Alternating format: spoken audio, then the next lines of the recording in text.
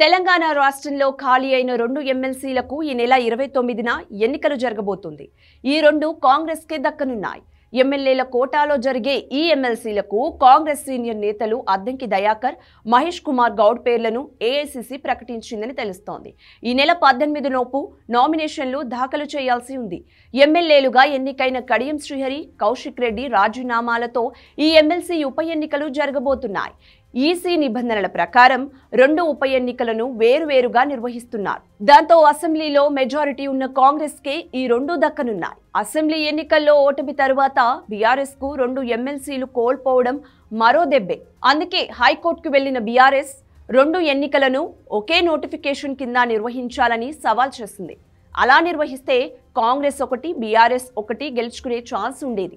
కానీ ఇవి ఉప ఎన్నికలు కావడంతో అలాంటి ఛాన్స్ లేదని ఎన్నికల కమిషన్ తరపున న్యాయవాది తేల్చి చెప్పారు.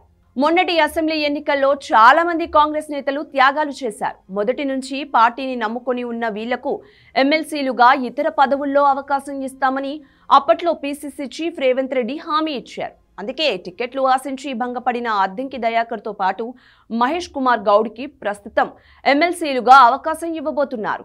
శనివారం నాడే సీఎం రేవంత్ రెడ్డి ఎమ్మెల్సీ ఎన్నికలపై ఏఐసీసీ అధ్యక్షుడు మల్లికార్జున ఖర్గే, కాంగ్రెస్ ప్రధాన కార్యదర్శి కేసీ వేణుగోపాల్తో చర్చలు జరిపారు. ఈ లిస్టులో అద్దంకి మహేష్తో పాటు హరార్క్ వేణుగోపాల్, చిన్నారెడ్డి, పటేల్ రమేష్ రెడ్డి, బలరాం నాయక్ పేర్లు కూడా ఉన్నాయి. అయితే అద్దంకి మహేష్కి ఎమ్మెల్సీలు ఇచ్చి చిన్నారెడ్డి, వేణుగోపాల్ని ప్రభుత్వ పదవుల్లో తీసుకునే అవకాశాలున్నాయని ఏఐసీసీ పరిశీలిస్తుంది. అవసరమైతే మహబూబ్ నగర్ స్థానిక సంస్థల ఎమ్మెల్యే రేసులో చిన్నారెడ్డిని దింపాలని కూడా చూస్తున్నారు. పటేల్ రమేష్ రెడ్డి, బలరాం నాయక్ వీళ్ళు లోక్సభ ఎన్నికల రేసులో ఉంటారు.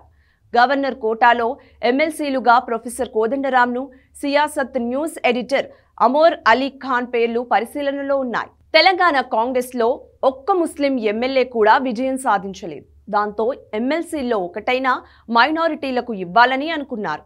షబీర్ అలీ, అజారుద్దీన్ పేర్లు కూడా పరిశీలనకు వచ్చాయి.